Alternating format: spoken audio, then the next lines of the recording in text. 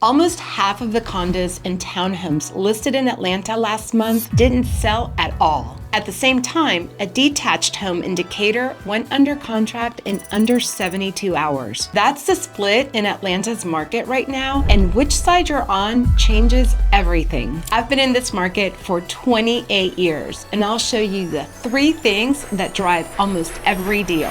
Let's dive in. The split. Attached versus detached. This split market we're seeing in Atlanta right now comes down to the type of home. There's a split between attached and detached homes. We call attached homes anything that shares a wall. So it could be a townhome, it could be a condo, high-rise, mid-rise, all of it. It could also be what we call duplexes here in Atlanta, which are like twins in other cities, where you've got 2 homes sharing one wall. If part of your home is also someone else's wall, that's considered attached. Atlanta has a lot of that. You see it across different parts of the city, different price points, different types of buildings. On the other hand, a detached home is your standalone home. No shared walls, no one above you, no one below you. Your property is your property, and that's it. And I'll show you more of that in a minute, because this part of the market is behaving very differently right now. But just to give you an idea, when buyers are at the same price point, say the mid 600s, they often have a choice between attached and detached homes in the same neighborhood. More often than not, they choose the detached one. They usually don't have an HOA telling them what they can or can't do. They don't have anyone above them, no one below them, and they're not sharing walls. At the end of the day, it boils down to privacy. So you've got 2 different products here, and they don't move the same way. Each one follows its own pattern, and that's what you need to understand. If you're buying or selling in Atlanta right now and you're not sure where you fall between attached and detached, feel free to reach out. I can help you look at it with the right numbers in front of us. My contact info is in the description below. All right, let's keep going. The attached home market, where things stand. When it comes to attached homes, the biggest thing that shaped this part of the market over the past year wasn't really interest rates or pricing on the surface. It was another cost you don't see on the listing. Atlanta has a lot of attached homes, condos, townhomes, duplex style homes, especially in areas like Midtown and around the Beltline. There's a lot of supply in that category, and that segment has always moved a little slower. Last month alone, in March, there were around 2,000 new listings and about 4,800 attached homes on the market, and only about 900 of them actually closed. That's less than 1 out of every 6. On top of that, almost half of attached listings in March didn't make it to closing. They expired, got canceled, or were pulled off the market. So there were buyers, but a lot of that inventory just stayed on the market. That lines up with what was happening last year when attached homes were already moving more slowly than detached. By last fall, the attached market had about 7 months of inventory across the metro area, and that stayed high into early this year, reaching about 8 months in January. In some of the higher priced condos, it was getting close to 10 months of inventory. So you had a lot of homes just sitting there. Even if nothing new came on for a while, there would still be plenty left to sell. Last year just felt heavier. A lot of that comes down to the monthly cost. When you're buying attached, you're looking at the full payment. You've got your mortgage, and then you've got HOA dues on top of that. And depending on the building, that can be a couple hundred a month, or it can go over 1,000 in some of those high rises that come with a lot of amenities. So when buyers look at the monthly number, it ends up higher than what they expected going in. And that's usually where hesitation shows up. People take longer to decide, or they step back and look at other options. That's why things slow down. I'll explain in a minute what really drives those decisions, because it comes down to 3 specific things that shape how this market moves. For now, here's what's changed this year. Right now, this spring, things are starting to look better. Inventory has come down from those higher levels. We're closer to about 5 months of supply now for condos and townhomes across the metro area. It's moving out of that backed up range and getting closer to what people usually consider a more balanced market, somewhere between 4 and 6 months. So it's a real change from where it was. Homes are still taking a little longer to sell in this part of the market. On average, attached homes have been sitting a bit longer than detached. Not a huge gap, but it's there. Pricing has adjusted a bit too. just enough to help things move again. The attached market is getting better. It's moving in a better direction than it was a year ago, but it still tends to sit a little longer. And even though that gap is getting smaller, it hasn't closed yet. The other part of this market works very differently. The detached home market, still moving fast. Detached homes are the opposite. In the right parts of Atlanta, they're not sitting around. Inventory is flat compared to last year, and right now you're at about 3 months of supply for single-family homes. In March, just over 6,000 new single-family homes came on the market, and about 3,200 of those closed. So homes are coming on, but they're also getting picked up. The overall average days on market right now is around 50 days, which is a big drop from 70 days back in January. That's a great sign the spring market is starting to pick up. But that number doesn't reflect what's happening with the best homes.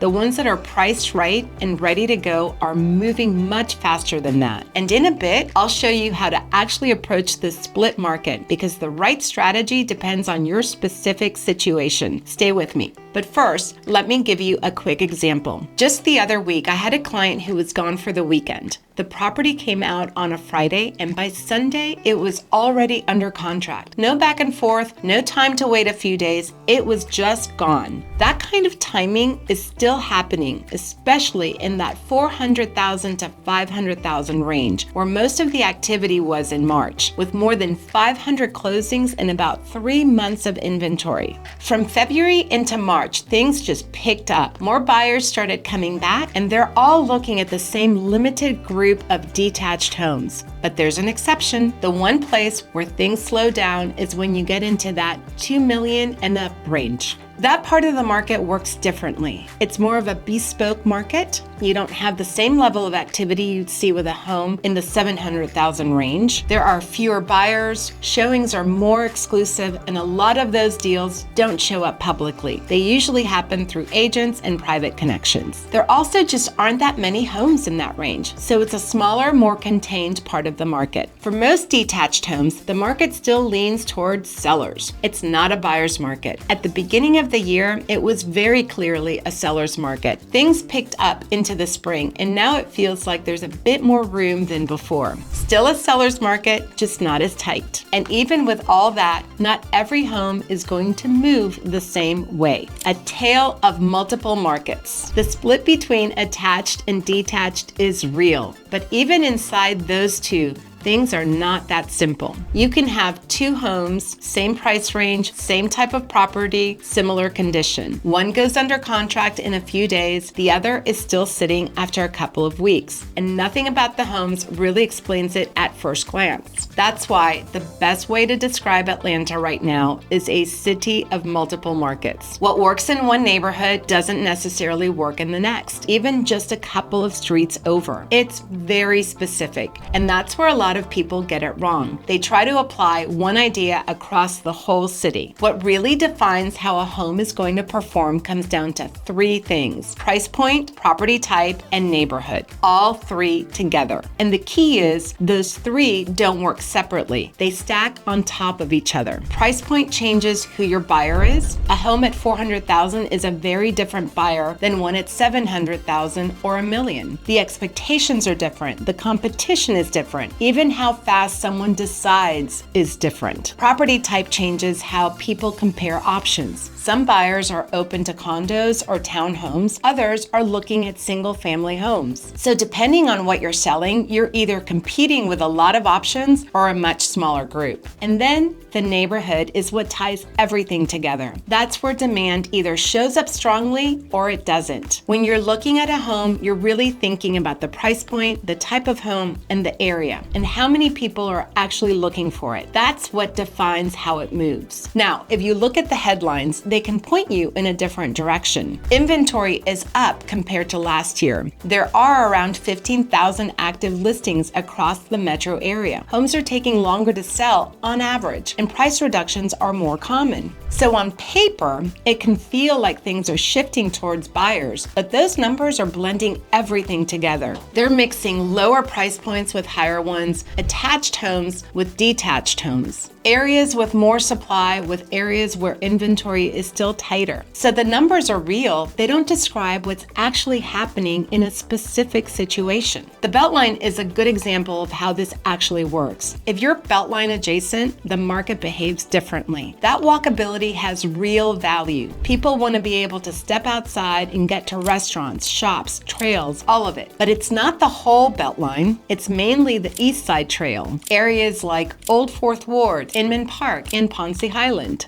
And even there, being able to walk directly to places like Ponce City Market or Krog Street Market makes a difference compared to being nearby but still needing to drive. That small difference shows up in how homes are priced and how quickly they move. Now, Decatur shows this even more clearly. In the city of Decatur, you've got one of the top school districts in the area. And in that $600,000 to $800,000 price range, finding a move-in ready 3-bedroom, 2-bath home is really hard. There isn't much available that checks all those boxes at the same time. So when a home like that comes up, there's already a bunch of buyers going after it because it has that exact combination they're looking for. Now take that same home, same price, same size, same condition, and put it in a different school district. Still a good neighborhood, but it won't have the same level of demand. That home might sit for 10 to 12 days. Nothing about the home changed. It's just the neighborhood doesn't draw the same attention. And that's really the point here. You can't look at Atlanta as one market. You have to look at those 3 factors together for that specific home. That's what tells you how it's actually going to perform, what this means for you.